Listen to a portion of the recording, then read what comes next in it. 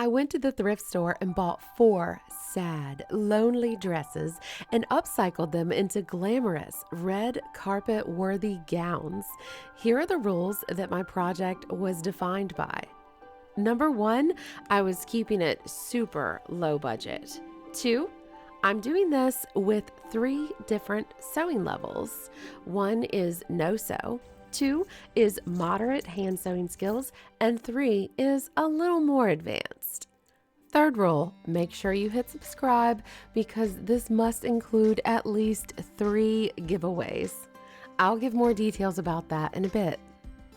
4, I'm going for 3 totally different looks. A is going to have a long, dramatic train. B is glamorous with lots of bling. And C is, believe it or not, a cottagecore style with a corset style bodice. Can you believe that can happen with this drab dress? Let's start with the no-sew dress. I think this dress would be amazing for prom if it had a long, dramatic train. I also am not really into the idea of trying to perfectly match this color, so we're going to go with a two-tone look. And we're going to make the train out of this dark charcoal gray taffeta that I already have on hand. Here I'm just cutting off the scrappy ends. The taffeta is folded in 2, and I'm kind of cutting it in this shape so that it's going to naturally lend itself to be a long, full train. Since this is the no-sew method and this is a synthetic fabric, I am going to heat seal the edge of this taffeta so that it does not fray. If you decide to go this route, make sure that you pass the lighter by the edge of the fabric very quickly. You should always first test the fabric, and then just to be extra safe, nothing wrong with doing this over a full bathtub of water. If it ignites, just plunge it underwater. Cut a strip of fabric 4 inches wide and at least 3 times your waist measurement. In the middle, you're going to have your waist measurement, and then each side, that's going to be the leftover length of sash for tying the bow. So if you want a great big bow with long tails, then obviously you need to cut this plenty long. Now you're going to take this long, narrow strip that will become the waistband or sash, and you're going to fold it in half and press it. And again, all the edges of this should be heat sealed or finished off in some way. If you're uncomfortable with heat sealing, by the way, if you have a friend or a professional or something that could just serge the edges of all these pieces for you, you could have that done. So there's a finished edge, and then you can do the rest of the project sew free. With the fusible, if you're just wanting to kind of, take the dive and go ahead and start working on your projects as a beginner sewist, and so you want to kind of play around with design and construction, even though you may not have the machine that you want yet, or whatever your hang up is, you can always start somewhere. Next, we are going to use some iron-on fusible webbing tape to hem the edges of this train. I'm giving it a nice deep hem, so about 1.5 to 2 inches. It's going to look really nice. I'm going to go through, and you can tell I'm stabilizing this to the ironing table. That makes it so much easier. But I'm going to go through and press that crease in there, and then I'm going to drop that fusible tape there inside the folds and go back and press again. You can also double fold it if you didn't have this serged or heat sealed, and that's going to give you a nice looking finished edge as well, although the stability of it may be a little less. It would be hard to get that fused in all those layers. It would take probably twice as much work and twice as much fuse tape to get that nice and stable. But I'm going to go all the way around the hem of the train. So this would be coming from the waist, the part that drops down to the floor and wraps all the way around behind you and comes back up.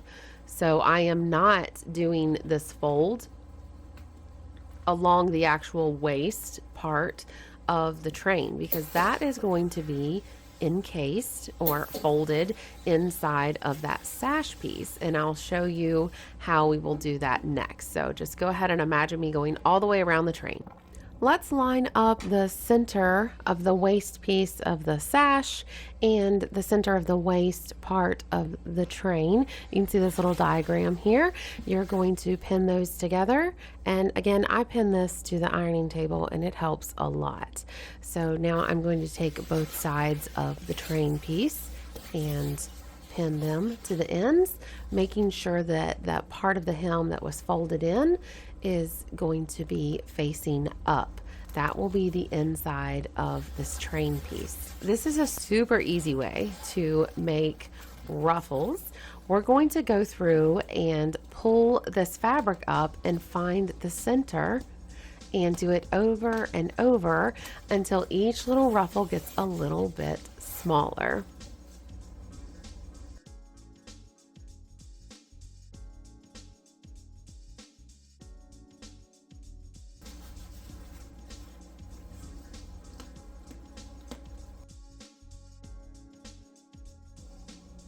Now go through and get all your pleats nice and straight, and it's going to be time to press.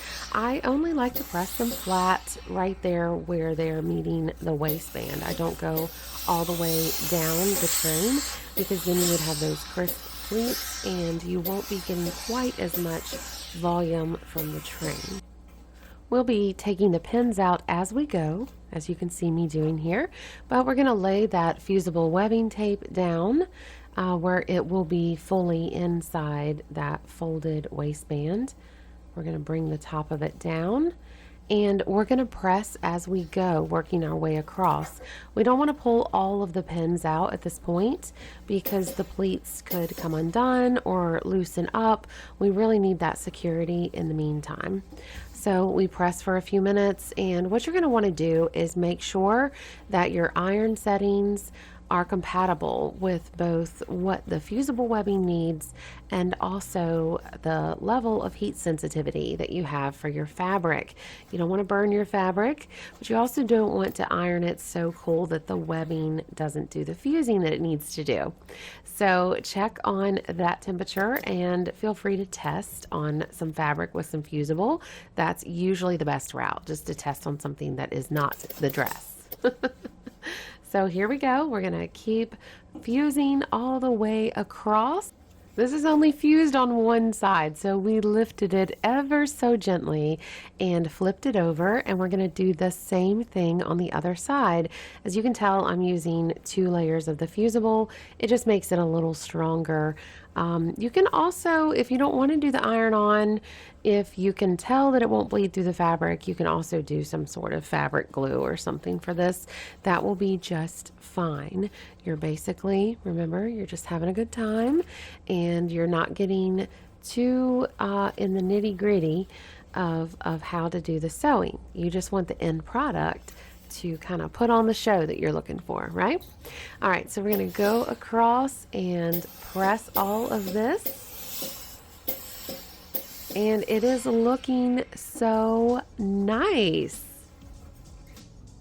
Essentially, you are going to tie this around your waist of your dress, and you can have a good time on YouTube looking up different ways to tie it. You can do a big bow, a little bow, a half bow, a flat knot. There's all sorts of choices out there, and just look that up. So this is the front of the dress, and this is the back. Now, if you do not like the train falling flat like that, you can also add a layer of tulle under there just to give it a little bit of fluffiness, or a couple layers of the taffeta.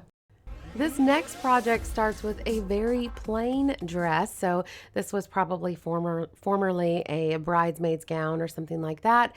They are a dime a dozen. Check out your thrift stores. Check out your relatives' closets. And somebody somewhere has a bridesmaid's dress that will be happy for you to give new life to. But the sewing requirements for this one is going to be just basic hand sewing. So you would buy something like this neckline, the rhinestone neckline, and you're going to just tack that onto the dress. Next, you can get a rhinestone sash and put that around the waist of the dress. And then finally, I'm going to show you how you can put in one of those mile-high slits and bead it. And that can really bring that up to style. As you know, the super high slits are very popular. And also, there's usually some dress code rules at these proms, aren't there? So if you love the look of the slit, but you're not going to have your leg out like that, you can always just slit that topmost layer if you like that next layer down. So that's what we did with this dress. We only slit the top layer. And that allows that kind of breakaway flowiness going on in the top, the drama of the slit, but still keeps you out of the principal's office, so to speak. It can give you just a little bit of modesty there. So that's what we did with that. And we are going to hand bead the seam of that slit so that it doesn't fray. So basically with that, we are going to kind of roll that fabric while we bead and just do it all at one time. You can also hand roll it and hand stitch it if you want, and then go back and bead it if you find that it keeps unrolling. But that's the way that we got this dress put together with only hand sewing, and it really, really elevated the look. Very, very glamorous. The dress on the far right appears in my video of how to hem a prom dress, so make sure you check that one out. But now we are moving on to our third project, the cottage cord one. This actually turned out to be my favorite. I am so excited to show you how to sew this one. I bought these fake flowers and cheap iridescent fabric from Walmart, and I'm going to show you how to work with them so that they actually look like pretty pricey notions. Let's first steam this fabric on a low temperature. I'm going to keep both pieces of fabric the same length, but one of them is going to be about 1/3 of the width. The other one is going to be about 2/3 of the width. And this is going to give us a 2-layer skirt where the top layer is a little bit shorter so that we can have some extra dimension to the skirt. Next, I'm going to take the piece that is the more narrow width, and I'm going to round out the corners of that. So when it wraps around the dress, it kind of reminds you almost like of a tulip opening up or something like that. We really got to get in this vibe to do cottagecore, right? It's got to kind of have the fairy vibe going on. Now let's serge the edges. I'm using a very tiny rolled hem kind of serged edge. Now I'm adding horsehair braid to the hems of both layers of the skirt. I'm just wrapping that hem edge around the bottom edge of the horsehair braid. So it's 2 rolls. It's basically like a rolled hem encasing that horsehair braid. And I'm going to do that all the way across for this, and then also for the rounded piece. Now, if you're not familiar with any of these terms or the different types of hems, that is okay. Remember I mentioned I'm going to have 3 giveaways? Well, I'm going to talk to you about the first giveaway right now. And this one, you don't need any good luck for. This is free for everyone. I'm going to link to it in the video description down below, and I'm also going to put it in a pinned comment. It's a free formal wear hems identification guide. So it has pictures of all the different types of the most common formal wear hems that we see.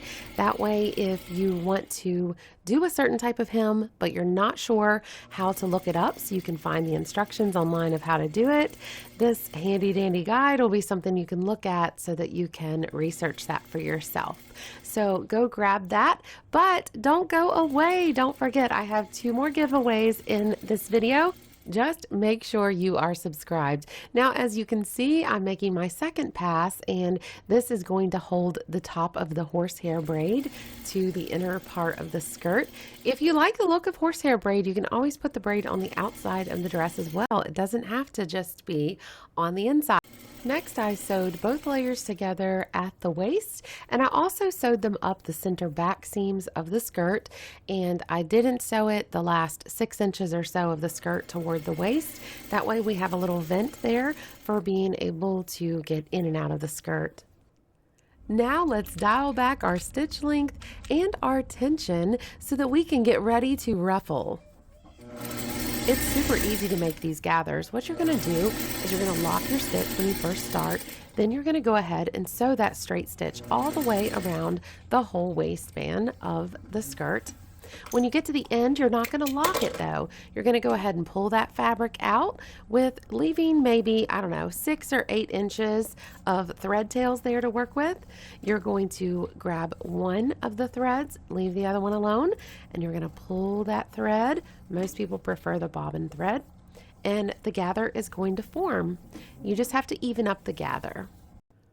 This part here is going to form a really neat drawstring detail. Wait for it. I know that sounds weird, drawstring. It's not going to look like sweatpants, I promise. This is running down the front of the underlayer of the skirt, and it does some pretty cool things I would like to show you. But I'm going to show you first how to put it in. You saw where I stacked the 2 1/4 inch ribbons underneath the 1 3/4 inch ribbon. What I did was I sewed down the right side of that wider ribbon all the way from top to bottom of the skirt. Now I'm doing the middle seam, and it is basically forming a little tunnel for the 1/4 inch ribbon that was on the right to be nested down into. Now you can see the ribbon on the left. I'm making sure that stays between that middle seam and the far left seam that I'm putting in now. So I've basically made 2 tunnels for these little 1/4 inch ribbons. Let's get rid of this really ugly bow. Yay, the fun part. Let's take this ugly dress and make it a corset top. So this looks like a regular ink pen. It's not. This is red ink that disappears when you hit it with the heat of steam. So basically I'm drawing down those front princess seams. I drew a line down the center front, and I'm going to draw a couple more guidelines that will show me where I'll have the ribbon work going that is going to give the bodice that corset looking definition. For the cups, I'm literally going to use these underwires as templates to trace for the tunnel that I'm going to make with the ribbon to give this a true underwire. Full disclaimer here, obviously I teach bridal sewing techniques. It's the name of the channel, right? But this is definitely going to be a shortcut. What I would do if this was on a wedding gown is I would make sure that the lining was separated from the main part of the dress before I did anything like this. And I would only be putting these ribbon lines and cups in that outermost layer. I would not be layering the outermost layer and the lining together, but since this is for a prom project and it lays perfectly flush, I'm going to go ahead and sew through both layers at one time. All right, let's go. This is definitely a faux corset. If it were real, there would be boning corresponding with each of these ribbons, but they are just for looks. So basically, I'm taking these ribbons and I am laying them down where I drew those lines, and I'm just running a top stitch over them to stitch them down. There's a total of 5 vertical running ribbons that we're putting across the front. We have the 2 down the princess seam, the center front. We have the 2 right in front of the side seams. And then of course we're going to put in the cups. That's the next part that I cannot wait to show you. For the underwire part, it is important that we follow that curve and we work in just a little bit of ease. Now, that's a sewing term for just making sure it's not super tight. You need to just have a little bit of extra length in that ribbon.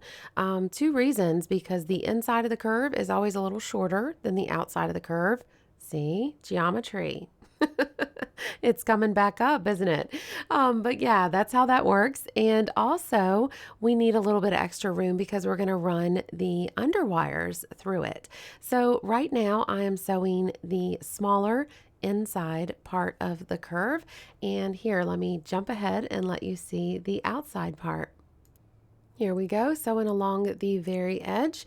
If you get in a little too close to the middle or a little far off track, it's not going to work. It's got to stay right on the very edge. Now, what I did right there is I just sewed in a little stop. You know how the underwire has to have a little stopping place so that it doesn't come out of the channel that it is in. So I make sure there's a stopping place in the center front and then also there at the side of the cup. I also added a little bit of ribbon detail there for a little connecting piece there in the center front. Let's rip these things apart so that we can sew them up pretty. Basically, we're going to pull these petals off and we're going to fold them as we sew them along a ribbon that will become the decorative waistband of the skirt.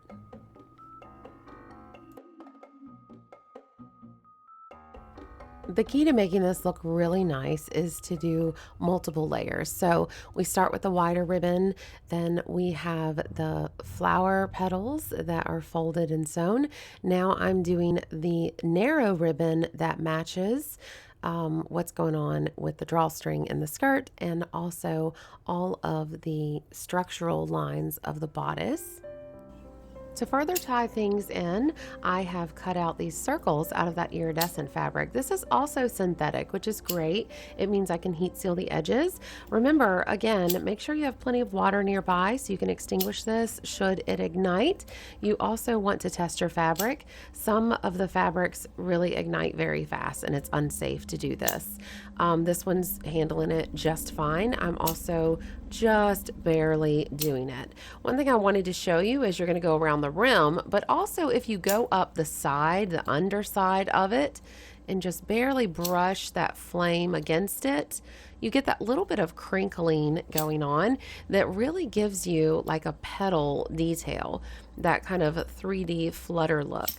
What we're going to do is we're going to take several different sizes of these circles and stack them together. Make sure they're kind of hitting all the different colors and everything. Stack them together and they're going to be the center of these flowers that we have on the waistband of this skirt. For any flower to be beautiful, you definitely need something of interest going on in the center of the flower. So what I'm doing is I'm pulling a thread through the middle of those fake flower petals that I sewed down. I'm stacking these, and then I'm going to put a large clear rhinestone in the center. Now for the two flowers that are more in the center front of this skirt, I make sure to give them 3 to 5 rhinestones in the middle, just so there's a little more detail toward the center front of the dress. Typically you'll see that in design, the detail tapers off as it gets to the sides, so the eye is drawn into the center of the waist, which is a slimming feature. So these petals, of course, the circular petals, excuse me, they tie in with the skirt very nicely. With this dress being the most involved design out of the 3, I really felt like we needed some more colors in this ribbon detail. So I'm doing kind of a coppery rose patina colored paint in the middle of each of these ribbon pieces. And of course, I can make the whole place shimmer. So we're going to spray some spray glitter on the dress. What's prom without spray glitter? I tied the skirt over the waist of the dress, and you can see how those colors just seem to flow out of the flowers. And I gave a tug on that front drawstring detail, and that gave us lots of body and volume and playfulness in that skirt. For the second giveaway, just leave in the comments down below the statement, "I want to win that cottage dress."